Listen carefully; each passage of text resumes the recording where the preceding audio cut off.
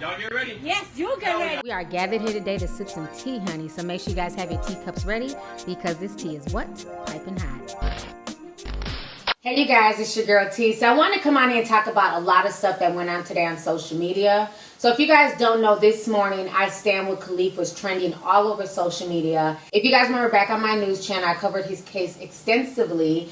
And it was just really disturbing. You know, he was locked up for a backpack. He was locked up for a crime that he did not commit. And he ended up spending 3 years in Rikers Island because he didn't have bail money. And then once he ended up getting out, he spoke about reform. And, you know, he basically shed a light on this because some of us are so far removed from situations like that. You know, we don't live in New York. We don't live in the Bronx. You know, we don't really, deal with the criminal justice system. So me personally and other people like me had no idea this was going on. And I learned so much from Khalif Browder's story. And like when he committed suicide, I took that to heart. You know, because I had been following up with this story and I wanted him to like go down this good path, and he just couldn't fight the depression and everything he was going through. And then when Jay-Z helped release his documentary Time, that was so deep. I learned a lot watching the Time documentary, and rest in peace to his mother. She also died during that documentary. If I just say that I did it, nothing's gonna be done about it. I didn't do it, no justice is served, nobody hears nothing at all. I had to fight. So, 3 years later, a documentary later, and nothing has really changed. So now people are putting a plan into action to help get reforms with these jails, and they're saying that nobody should be locked up because they don't have bail money, especially when it's a non-violent offense. So Ibra in the morning, Khalif Browder's brother, and so many other people were tweeting this morning, I stand with Khalif Browder, and basically trying to get the criminal justice system to change out there in New York and around the country, okay? So I thought that was just really good. It was very motivational just to see all that happening this morning. And then later on in the afternoon, Kim Kardashian and Alice Johnson started trending, okay? Now, I've been following this story about this whole Alice Johnson situation and Kim Kardashian for months now. And when she went to go visit the White House last week, I followed the story. I did not want to do a video. I didn't want to talk about it until there was some type of outcome. I saw a lot of folks clowning Kim. There was a lot of jokes. The New York Times and the New York Daily Mail were dead wrong for, the story that they ran. They were calling it, Rump meets Trump, and just really belittling Kim Kardashian's efforts to try and get this woman free. So I want to kind of break this story down to you guys. This is not Kim wanting attention. This wasn't something that was just done on the spree of the moment. Kim has been literally working with this woman since October, okay? This was not a 1 week process like some people are trying to say on social media. What initially happened is that Mike on Twitter, MIC, they had did a story on Alice Johnson, okay? And so Kim happened to just, go on to social media, and she's seen this on her timeline, and she watched it, and she felt moved by Alice Johnson's story. If you guys don't know, Alice Johnson is a 62-year-old grandmother, and basically she made some wrong decisions in her life. She chose to get into the drug game. And she was caught, and they gave her life in prison without parole, okay? This woman didn't kill anybody. She didn't blow somebody's head off. She literally got caught with cocaine, and she ended up getting a life sentence, okay? So when Mike was interviewing her, we got to know more about her. A lot of people felt really bad. And she used her platform to say, wow, this is so unfair, because Kim is so far removed from this type of lifestyle that she had no idea that this was going on. And a lot of people are removed from this lifestyle. It's not just Kim Kardashian. A lot of people have not had to be in this situation, so they don't understand what goes on with sentencing and things like that. So since then, she had hired lawyers. She put in work to try and get Alice Johnson free. I want to go ahead and play you guys a snippet of Kim Kardashian's interview with Mike. Go ahead and check this out, and I'm going to come back with the rest of my commentary. I'll do whatever it takes to get her out.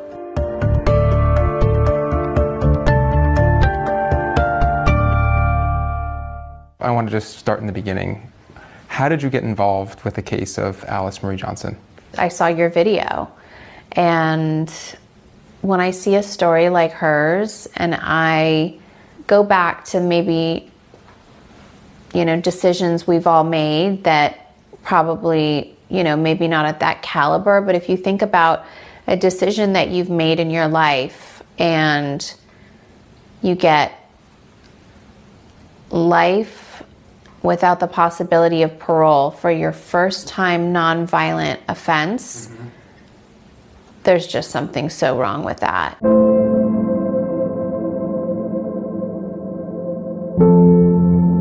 October of last year, Mike interviewed Alice Johnson from federal prison. Alice is a 62-year-old great-grandmother serving a life sentence without parole for a first-time, nonviolent drug offense. When I lost my job, I struggled financially. I made one of the worst decisions of my life to make some quick money. I became involved in a drug conspiracy. When I looked deeper into Alice's case, I got my personal attorney on it, Sean Chapman, who I've known for 2 decades now, and we're on a mission now. We want to do anything that we can to get her story out there. She spent over 2 decades behind bars. I think that she really deserves a second chance at life. And why do you think, of all stories, this one spoke so personally and deeply for you? You know what? You can see through in your video Alice's character. And you guys painted a really good picture of her, showing her family life and showing her amazing support system that she has at home. I just had a great grandson. I miss that. Both of my parents have passed away. I was not able to be by either of their sides in their final days. That really hit home to me, that she is just missing out on so many milestones in her family's life, just missing out on life. I think for a lot of people, when they saw you share these stories, this is the first they've seen you speak out on this particular issue. Why? I mean, in all honesty, how I felt, I was like, where I'm at in my life right now, just like to go and spend my money buying material things just doesn't satisfy me the way that it used to. And I'm just at a different place in my life. So I thought, well, if I could put the money into a shopping spree, which sounds ridiculous, to save someone's life and do that once a year, then that would make me just my heart fuller. There was a reason why I was looking at my Twitter at that moment. It's not like I'm on my phone all day long. I was meant to come across it. In order to be released from prison, Alice would need to be granted clemency by the president. Her fate currently lies in President Trump's hands. What details can you share about what you're doing to support her case? I think the first step was to hire her a different legal team. And then I've been in communication with the White House and trying to bring her case to the president's desk and figure out how we can get her out. Jared Kushner, who I've spoke to, has been really working on some criminal justice reform bills, and I would love to sit and talk to them, and I know they're internally talking about it. So, I mean, that's such a huge step from where we started with, that not even being on their radar. Trump's critics would say that working with him means legitimizing his policies in a way. And I wondered what you think of that, whether or not you're a supporter of his or not, but also, how you would address those critics who would say working with him, they wouldn't approve of working with him. For me, I'm just focused on criminal justice reform and helping one person at a time. And so far, the White House has been really receptive to my calls, and I'm grateful for that. And I'm not going to stop that because people personally don't like Trump. If you were going to have the conversation with the president about Miss Alice, what do you think you'd tell him about her and what you'd like to see him do? I would explain to him that just like everybody else, we can make choices in our lives that we're not proud of and that we don't think through all the way. I really do believe that she's going to really thrive outside of prison. And I would just urge him to please pardon her. All right, so you guys just saw that interview, and I really love the interview that she did with Mike. She held her own. She knew what she wanted. She was trying to get this woman free, and she did not talk. She did not just say what she wanted. She went to the White House. She met with Donald Trump. She met with Jared Kushner, you know what I'm saying? And she sat there and she talked to them, and Donald Trump today ended up pardoning Alice Johnson, and Kim Kardashian was so happy. Just an hour ago on CNN, they showed Alice Johnson getting out. Her family was there to greet her. This entire situation is just amazing to me. I want you guys to go ahead and check out these 2 clips. I'm going to come back with the rest of my commentary. A mother and daughter are reunited on this broadcast, and you'll see it here first. The circumstances, safe to say, are unique. Alice Marie Johnson, you see her here rushing into the arms of relatives, was released after 21 years in prison. She was sentenced to life for a first-time nonviolent federal drug conviction, and you'll hear from her momentarily. Today, in the 6th act of executive clemency of his administration, President Trump commuted her sentence. It came after Kim Kardashian West lobbied the president on her behalf. Alice, does it feel strange to be out? Yes, I have not been in a car without handcuffs in almost 22 years. And have you had a chance to talk to each other? To Trutessa? Yes. Yes, I spoke with her shortly with the attorneys. Well, I don't know Trutessa, if you want to use this opportunity, if there's anything you want to say to your mom. Hi, Mom. I'm so glad to see you out. I'm looking at the video of you running out. I wish I could have been there. Oh, you were there with me. I always imagined myself as being there. But I'm so glad to see, whether I'm there or not, I'm so glad to see that you got out today. Oh, I'm so happy. I'm excited to see you. I tell you, that was the best sight I believe I've ever seen in my life, was to see my family out here today. I felt like I was flying, not running. All right, so you guys just saw that beautiful reunion with Alice Johnson and her family. So this whole situation is very interesting because a lot of people went in on Kim back on May 30th and was saying she was doing this for attention, and things like that. Now, I feel like this. You don't have to like Kim Kardashian. You don't have to like her antics and the fact, she does a lot of attention whoring and stuff like that.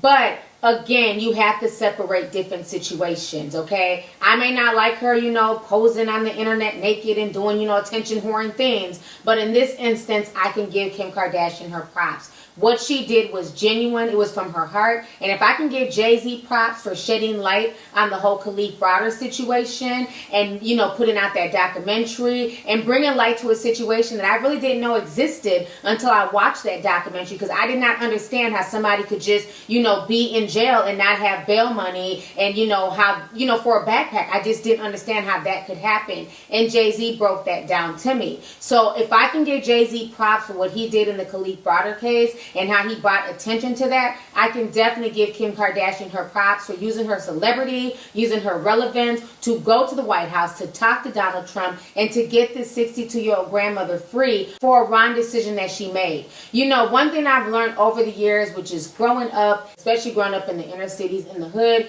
is that there's really not a big difference between me and other people and vice versa, you and other people. The main difference is the decisions that we make in life, okay? Some of us, are just lucky. A lot of us have taken penitentiary chances. Like, let's keep that shit real. A lot of people like to come on social media and act holier than thou and act like they've never did no dirt. They've never, put themselves, at the wrong place at the wrong time or gotten involved with shit. We've all taken some type of penitentiary chances, okay? I don't care if it's drunk driving after the club. I don't care if it's selling weed, moving bricks. You know what I'm saying? Just people have done shit to try and get money, to try and get out their situation. And, the only difference between you and somebody who's on the inside is basically a decision. Some of us made the right decision, some of us made wrong decisions, and some of us were just damn lucky, okay? Let's keep that all the way 100. Because I also see some condescending comments saying, oh, well, she did the crime, she deserves the time, who cares, you shouldn't sell drugs. It's very easy to sit on your high horse and say what you shouldn't do, but again, a lot of people have done criminal shit, but they just haven't gotten caught, okay? A lot of people have done criminal shit, and they're sitting in the White House, they're sitting in the government, and things like that. So it's very easy to judge. Just be grateful that you never had to make those moves if you've never had to make them. But don't think that you're better than somebody, because you never know what your situation may be in the future. Because like we say in the South, the same folks you see on your way up are the same folks you see on your way down. So never look down on somebody else's situation and judge them too harshly, because you may find yourself out of work, you may find yourself homeless, and you may have to take some penitentiary chances just like this woman took. So I'm not going to knock her for her decisions. I'm not going to knock her for her mistake. You know what I'm what I'm saying? As you guys know on my channel, the only mistakes that I would never forgive somebody for is molesting children, pedophilia, you know, shit like that is unforgivable to me, and taking somebody's life when it was not in self-defense. I don't respect that. But something like this, a first-time drug offense, this woman did not deserve life in prison without parole. So I thank Kim Kardashian for her selfless act. I thank her for using her celebrity, using her platform for something positive. I thank her for putting Alice Johnson's case before her shopping sprees and taking her money and putting her money where her mouth is. So while it's very easy to knock her, how many other celebrities have done what she has done? So nothing but props to Kim. Thank you for looking out for this woman, and I'm super happy that Alice Johnson is now out. She's a free woman. I'm really happy that not only this case, but the Khalif Browder case is also sparking a conversation on reform. You know what I'm saying? So many people are being criminalized for just the pettiest shit. You know what I mean? You got people who are making juvenile mistakes and they're going to adult prison getting 2, 3, 4, and 5 year sentences at the age of 15 and 16. So they're not playing out here with people. You know what I'm saying? They're trying to fill that prison industrial complex. So you need to make sure that you are making the right decisions, and you need to realize that whatever you get yourself involved in, you have to know the consequences that are coming behind that, because they're not playing. And until these reforms are put in place, until these laws are amended, until things are fixed with this broken ass criminal justice system, you need to be very, very careful, okay? So I'm just really super happy that Kim Kardashian did the right thing in this case, and I'm super happy that Trump did the right thing and he pardoned Miss Alice Johnson. So anyways, y'all, let's go ahead and get the discussion popping. Go ahead and leave a comment. Let me know your thoughts on this entire situation concerning Kim Kardashian using her platform to get Miss Alice Johnson out and Donald Trump actually pardoning her. So let's go ahead and get the discussion popping. All right, deuces. Hey you guys, it's your girl T, and I hope you really enjoyed that video. If you want to know more about my look of the day, or if you want a way to contact me concerning advertisement and sponsorship deals, definitely feel free to click my description box. There's plenty of information in there. Please stay tuned for the next video. Talk to y'all later.